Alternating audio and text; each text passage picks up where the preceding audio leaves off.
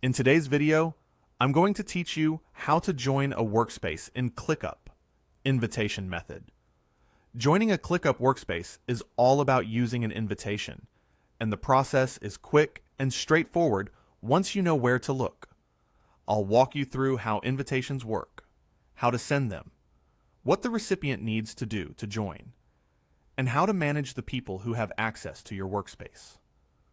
By the end, you'll feel confident getting yourself or your teammates set up without any confusion. First, open ClickUp and sign into your account so you can access your workspace.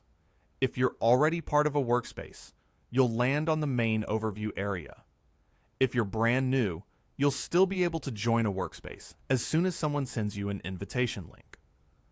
Either way, the key idea is that membership to a workspace is controlled through invitations. Inside your workspace, head to the Overview or Team area where you manage people. You'll typically see options related to your workspace or team space along the left-hand side, and an Overview panel in the main section. From here, look for the Invite control. It usually appears toward the bottom right corner of the screen. The placement may vary slightly based on your layout and screen size, but the wording is consistent and easy to spot. Click Invite to open the window where you can bring new people into the workspace. In this window, you'll be able to choose what role you want to assign to the person you're inviting. Select Member if you want them to actively contribute, see tasks they're assigned, and participate in the workspace. Depending on your plan and permissions, you may also see other options, but Member is the standard choice for teammates who need to collaborate. Next, enter the email address of the person you want to invite.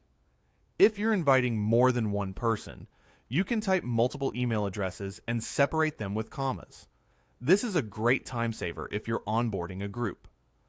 Take a moment to double-check spelling to avoid bounced emails or delays. When everything looks good, send the invitation. Click Send Invite, and ClickUp will deliver an email to each person you specified.